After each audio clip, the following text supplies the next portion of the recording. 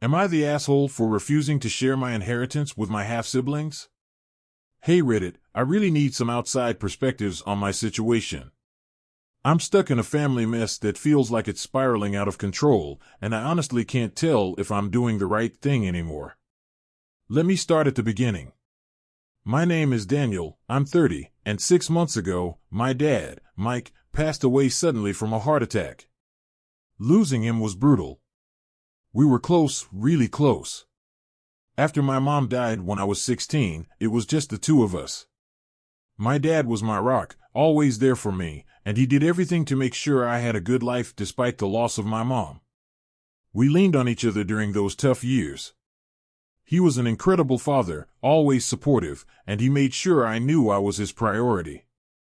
But things got complicated when he remarried a few years later. He met Karen, who had 2 kids of her own from a previous marriage, Josh, now 25, and Emily, now 22. I was already 18 by that time and about to leave for college, so I wasn't around much for the early days of their relationship. I never really connected with Karen's kids. They were younger than me, and to be honest, I just didn't want to bond with them. I was still grieving my mom, and it felt weird seeing my dad build this whole new family. It was like a part of my life had ended, and I wasn't ready to accept the new chapter he was starting. Karen, though, wanted the blended family thing to work. She made it clear that she expected us all to become this tight-knit unit, but I wasn't interested. I kept my distance. When I came home for holidays, it didn't feel like home anymore. Karen and her kids had moved in, redecorated the house, and it was like my mom's memory had been wiped away. I never said anything about it to my dad because I didn't want to hurt him, but it stung. Now, fast forward to 6 months ago when my dad passed.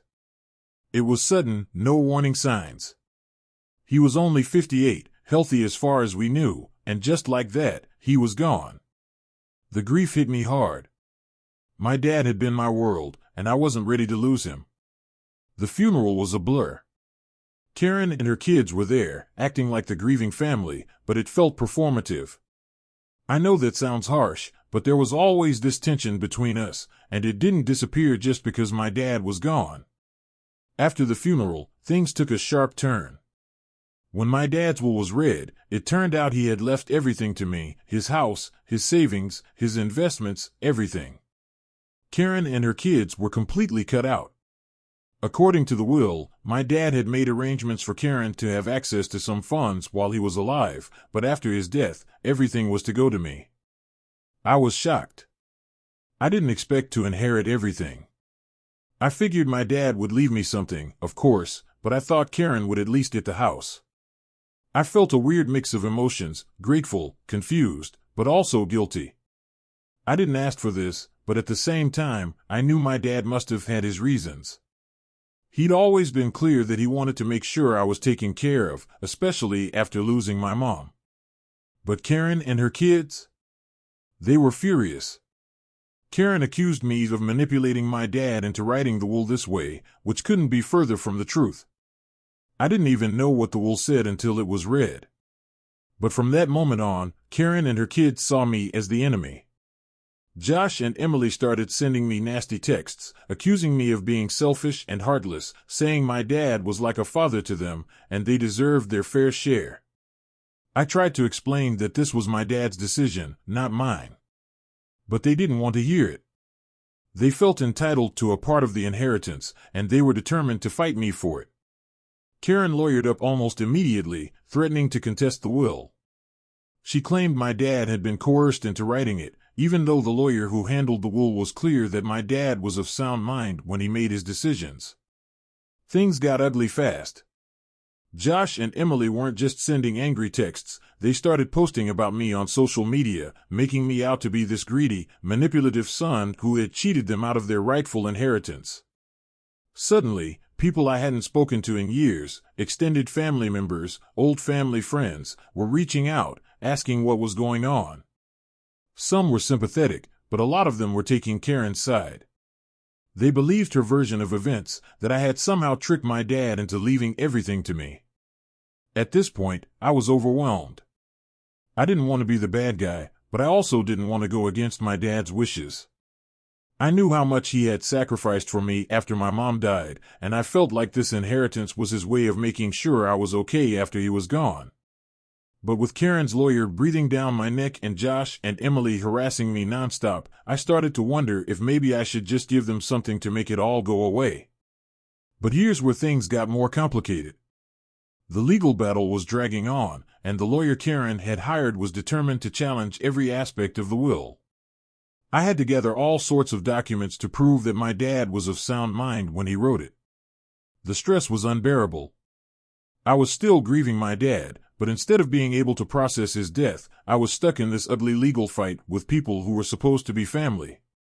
Every time I tried to reason with Karen or her kids, it just made things worse. They didn't want to hear that this was my dad's decision. They wanted the money, and they were willing to tear me apart to get it. At one point, Josh even showed up at my apartment, demanding that I do the right thing and give them their share. It got so heated that I had to call the police to get him to leave. At this point, I was barely sleeping. The constant stress of the legal battle, the harassment from Josh and Emily, and the pressure from extended family was getting to me. I didn't want to keep fighting, but I also didn't want to betray my dad's wishes. And then came the bombshell. Just when I thought things couldn't get worse, Karen revealed that she was pregnant with my dad's child. This threw everything into chaos. Suddenly, there was a potential biological heir in the mix, and Karen was using this to her advantage. She claimed that my dad would have wanted his unborn child to have a share of the inheritance, and now she had even more leverage in her case against me. I didn't know what to think. Part of me wondered if she was telling the truth, or if this was just another tactic to get me to cave. But either way, the news shook me to my core. If Karen was pregnant with my dad's child, did that change everything? Should I give up the fight and give her and the baby a share of the inheritance? The legal battle dragged on for months, with Karen's pregnancy becoming a key factor in her argument. Her lawyer argued that it would be unjust for my dad's biological child to be left with nothing. I was torn. I didn't want to go against my dad's wishes, but I also didn't want to be responsible for leaving his child, my half-sibling, with nothing. As the court date approached, I found myself more conflicted than ever. Part of me wanted to just give in, to give Karen and her kids what they wanted so I could move on with my life. But another part of me felt like I had to stand my ground.